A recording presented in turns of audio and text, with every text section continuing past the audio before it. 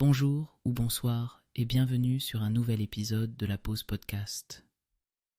On se retrouve aujourd'hui pour explorer un objet du quotidien qui a bercé notre enfance et qui continue d'accompagner les élèves et les artistes dans leur quête créative, la trousse à crayon. Avant de plonger dans son histoire, imaginez-vous, dans une salle de classe, le bruit des chaises qui raclent le sol, le parfum des livres neufs, et ce moment délicieux où vous ouvrez votre trousse pour révéler vos crayons de couleur, vos stylos et votre gomme. C'est un petit espace, un sanctuaire dédié à votre imagination. La trousse à crayon, ou la trousse, comme nous l'appelons souvent, a une origine fascinante. Ses ancêtres remonteraient à plusieurs siècles en arrière, aux sacs et pochettes qui permettaient de transporter des instruments d'écriture. À l'époque, ces outils étaient précieux, souvent fabriqués avec soin à partir de matériaux tels que le cuir ou le tissu. Au fil du temps, avec l'émergence de l'école moderne au XIXe siècle, la trousse a commencé à prendre une forme plus standardisée. C'était une époque où l'éducation devenait essentielle et avec elle, le besoin d'organiser nos outils d'apprentissage. Les premiers modèles de trousses en tissu en étaient souvent ornés de motifs colorés ou de broderies, reflétant la personnalité et les goûts de son propriétaire. Au XXe siècle, la trousse a évolué encore davantage.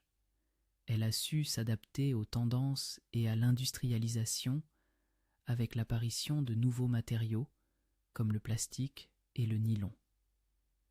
Les motifs fictifs de dessins animés, de super-héros ou de fleurs sont apparus, attirant les jeunes générations et rendant la trousse incontournable dans les cartables. Mais la trousse à crayon ne se limite pas seulement à l'école. Pour de nombreux adultes, elle est devenue un symbole de créativité. Elle peut contenir des feutres pour dessiner, des crayons pour esquisser des idées, ou même des outils d'écriture pour noter des inspirations de dernière minute. La trousse est ce rêve qui se matérialise, un lieu où l'imagination prend vie. Aujourd'hui, alors que nous vivons dans un monde numérique, où beaucoup d'entre nous favorisent les appareils électroniques pour prendre des notes, la trousse à crayon reste un fidèle compagnon.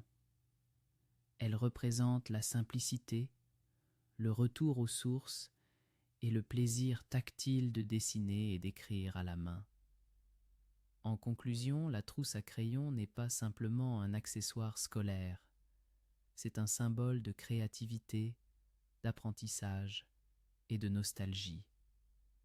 Que vous soyez étudiant, artiste ou simplement amoureux des objets qui vont au-delà de leur fonction première, la trousse mérite une place spéciale dans notre cœur. Alors, la prochaine fois que vous en ouvrirez une, souvenez-vous de son histoire et des 1000 récits qu'elle pourrait raconter.